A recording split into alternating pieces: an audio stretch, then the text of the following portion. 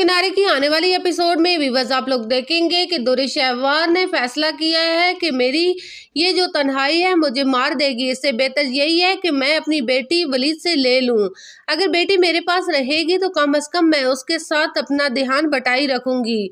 तो आखिरकार वो फैसला कर लेती है कि मैं वलीद के पास अब नहीं रहने दूंगी दुआ को।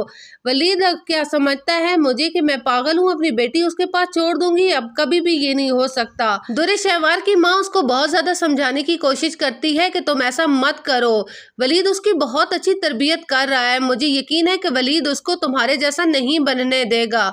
जिस पर दुर्र शहवार को गुस्सा आ जाता है और कहती है कि अम्मी मैं कैसी हूँ, मैंने अपना हक इस्तेमाल किया है, मैंने कोई गलत नहीं किया। जिस पर उसकी माँ कहती है कि तुम अच्छी तरह जानती हो तुमने जो फैसले किए हैं अब उन पर पछता रही हो।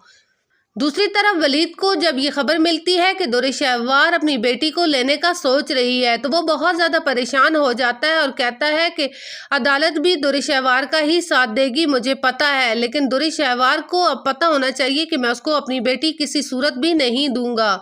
तो मावरा तसल्ली देती है कि आप परेशान मत हो, इंशाल्लाह दुआ हमसे कोई भी नहीं लेगा। जिस पर वलीद कहता है कि मावरा तुम्हें नहीं पता दुर्र शहवार कितनी जिद्दी है, उसने जो बात बोल दी है वो करके दिखाएगी, मुझे उसकी जिद का पता है, मैं दुआ के बगैर एक मिनट भी नहीं रह सकता। दूसरा, मैं ये बिल्कुल भी बर्दाश्त नहीं कर सकता कि मेरी बेटी उस शख्स के घर पले जिसको मैं बिल्कुल भी पसंद नहीं करता, जिसने मेरी जिंदगी बर्बाद कर दी है, मेरी और मेरी बेटी दोनों की।